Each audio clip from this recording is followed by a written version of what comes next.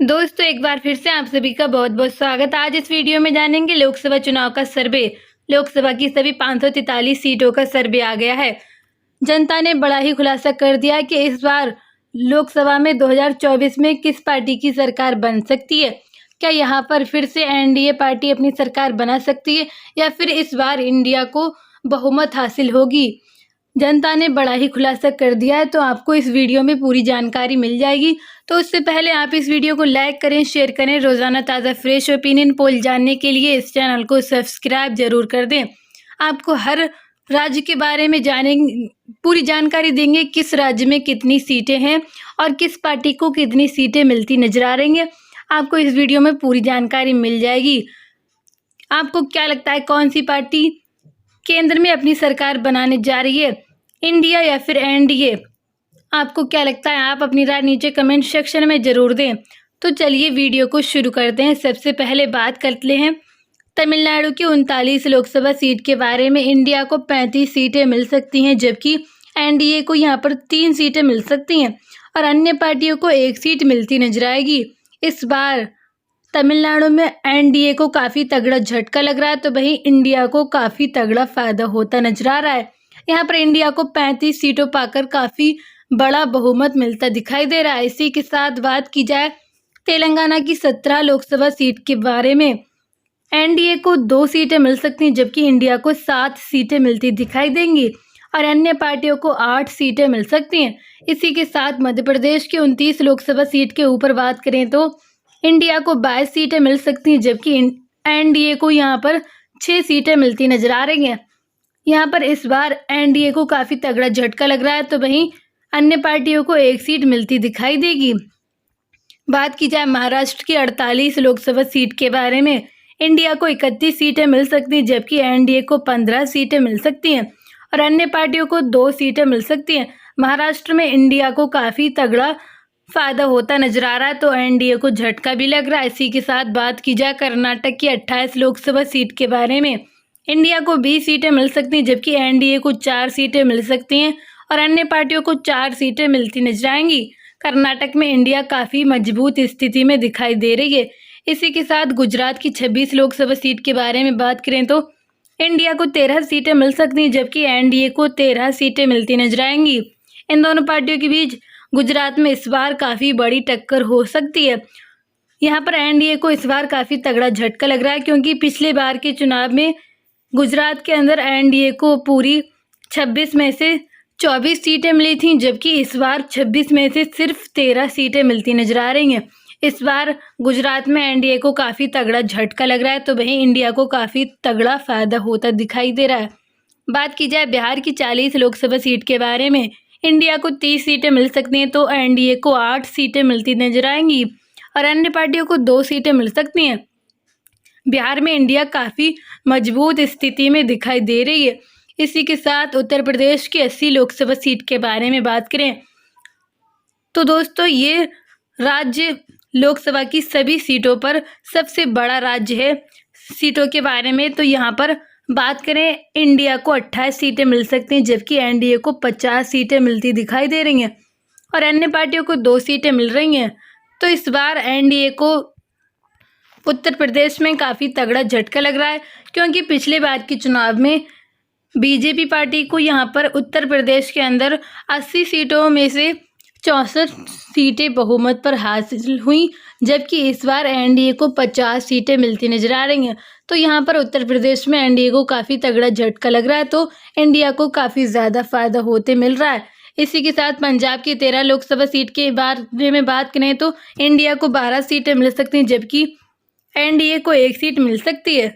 यहाँ पर इंडिया काफ़ी मजबूत स्थिति में दिखाई दे रही है। इसी के साथ बात की जाए हरियाणा की 10 लोकसभा सीट के बारे में। इंडिया को 8 सीटें मिल सकती हैं, जबकि एनडीए को 2 सीटें मिलती नजर आ रही हैं।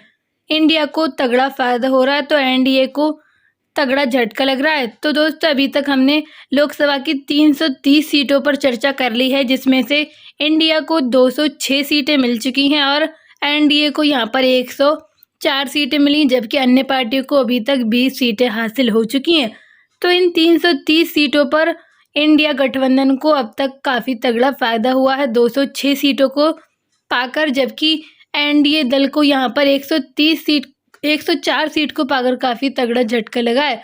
तो दोस्तों इसी के साथ बात की जाए अगले राज्य पर, यह मेघालय। यहाँ पर 2 लोकसभा की सीट है, इंडिया को 1 सीट मिल सकती है जबकि एनडीए को 1 सीट मिल सकती है। इन दोनों पार्टियों के बीच मुकाबला होता नजर आ रहा है। इसी के साथ पश्चिम बंगाल की 42 लोकसभा सीट के बारे में बात करें तो इंडिया को 41 सीटें मिल सकती हैं जबकि एनडीए को 1 सीट मिल सकती है। पश्चिम बंगाल में इंडिया काफ़ी ज़्यादा मजबूत स्थिति में नजर आ रही है, तो एनडीए काफ़ी तगड़ा झटका खाते दिखाई दे रही है। आंध्र प्रदेश की 25 लोकसभा सीट के ऊपर बात करें तो इंडिया को 8 सीटें मिल सकती हैं जबकि एनडीए को 0 सीट मिल सकती है और अदर पार्टी को 17 सीटें मिलती दिखाई दे रही हैं। यहाँ पर इंडिया को फ़ायदा होता नजर आ रहा है जबकि एनडीए को यहाँ पर काफ़ी तगड़ा झटका लग सकता है, क्योंकि आंध्र प्रदेश में एनडीए को पूरी तरह से सफाया होता दिखाई दे रहा है। इसी के साथ राजस्थान की 25 लोकसभा सीट के बारे में बात करें तो इंडिया को मिल सकती हैं 17 सीटें जबकि एनडीए को 7 सीटें मिल सकती हैं और अन्य पार्टियों को 1 सीट मिलती नजर आ रही है। यहाँ पर इंडिया को काफ़ी तगड़ा फायदा होता दिखाई दे रहा है।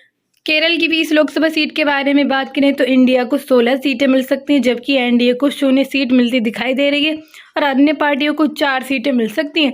केरल में इंडिया काफ़ी तगड़ा फायदा होता नजर आ रहा है। उड़ीसा की 21 लोकसभा सीट के बारे में बात करें तो इंडिया को 8 सीटें मिल सकती हैं जबकि एनडीए को 0 सीट मिलती दिखाई दे रही है और अन्य पार्टियों को 13 सीटें मिल सकती हैं। इसी के साथ असम की 14 लोकसभा सीट के बारे में बात करें तो एनडीए को 8 सीटें मिल सकती हैं जबकि इंडिया को 5 सीटें मिल सकती हैं और अन्य पार्टियों को 1 सीट मिल सकती है। बात की जाए झारखंड की 14 लोकसभा सीट के बारे में, इंडिया को 10 सीटें मिलती नजर आएंगी जबकि एनडीए को 3 और अन्य पार्टियों को 1 सीट मिल सकती है। अगला राज्य आता है मणिपुर। यहाँ पर 2 लोकसभा की सीट है, इंडिया को ये दोनों सीटें मिलती दिखाई दे रही हैं और एनडीए अन्य पार्टी 0 सीट पाती दिखाई दे रही है। बात की जाए दिल्ली की 7 लोकसभा सीट के बारे में, इंडिया को 6 सीटें मिल सकती हैं जबकि एनडीए को 1 सीट मिल सकती है। अगला राज्य आता है त्रिपुरा। यहाँ पर 2 लोकसभा की सीट है, इंडिया को 1 सीट मिल सकती है तो एनडीए को 1 सीट मिल सकती है। इन दोनों पार्टियों के बीच मुकाबला होता दिखाई दे रहा है। हिमाचल प्रदेश की 4 लोकसभा सीट के बारे में बात करें तो इंडिया को मिल सकते हैं 3 सीटें जबकि एनडीए को 1 सीट मिलती दिखाई दे रही है।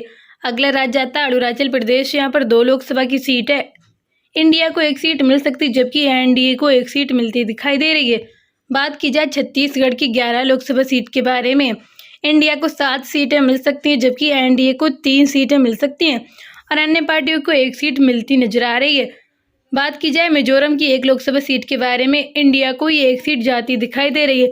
एनडीए अदर पार्टी 0 सीट पा सकते हैं। जम्मू कश्मीर की 6 लोकसभा सीट के बारे में बात करें तो एनडीए को 2 सीटें मिल सकती हैं जबकि इंडिया को 4 सीटें मिलती नजर आएंगी। उत्तराखंड की 5 लोकसभा सीट के बारे में बात करें तो एनडीए को मिल सकती हैं 2 सीटें तो वहीं इंडिया को 3 सीटें मिल सकती हैं। इस बार उत्तराखंड में इंडिया को काफ़ी तगड़ा फायदा होता नजर आ रहा है, क्योंकि पिछली बार उत्तराखंड में एनडीए को पूरी 5 की 5 सीट हासिल हुई थी जबकि इस बार महज 2 ही सीटें मिलती नजर आ रही हैं। बात की जाए नागालैंड की 1 लोकसभा सीट के बारे में, इंडिया को ये 1 सीट जाती नजर आएगी। सिक्किम की 1 लोकसभा सीट के बारे में बात करें तो इंडिया को ये 1 सीट जाती नजर आएगी। इसी के साथ गोवा की 2 लोकसभा सीट के बारे में बात करें तो इंडिया को 1 सीट मिल सकती जबकि एनडीए को 1 सीट मिलती दिखाई दे रही है। तो दोस्तों सभी केंद्र शासित प्रदेश की 6 लोकसभा सीट के बारे में बात करें तो इंडिया को 3 सीटें मिल सकती हैं जबकि एनडीए को 3 सीटें मिल सकती है। तो यहाँ पर दोनों पार्टियों के बीच मुकाबला भी हो सकता है। लोकसभा की सभी 543 सीटों का सर्वे सामने निकल कर आ गया है। यहाँ पर इंडिया को मिली है 346 सीटें जबकि एनडीए को इस बार 139 सीटें मिली हैं और आदर्श पार्टी को यहाँ पर मिल चुकी हैं 58 सीटें। तो यहाँ पर इस बार इंडिया को काफ़ी तगड़ा बहुमत हासिल हुआ है, क्योंकि यहाँ पर इंडिया को इस बार 346 सीटें मिल चुकी हैं। जैसा कि आप सभी लोग को पता है, बहुमत के लिए यहाँ पर 272 सीटों की आवश्यकता होती है। जिस पार्टी के पास 272 सीटें होती हैं वही केंद्र में अपनी सरकार बना सकता है। तो यहाँ पर कांग्रेस पार्टी को काफ़ी ज़्यादा सीटें मिली हैं, 346, जो बहुमत से काफ़ी ज़्यादा हैं। तो वहीं इंडिया को तगड़ी जीत हासिल हुई है जबकि एनडीए को 139 सीटों को पार कर काफ़ी तगड़ा झटका लगा है। तो दोस्तों, आप लोगों की क्या राय, कौन सी पार्टी केंद्र में अपनी सरकार बना सकती है, एनडीए या फिर इंडिया? आप अपनी राय नीचे कमेंट सेक्शन में जरूर दें। वीडियो को लाइक करें, शेयर करें। रोजाना ताज़ा फ्रेश ओपिनियन पोल जानने के लिए चैनल को सब्सक्राइब जरूर कर लें। Thank you so much.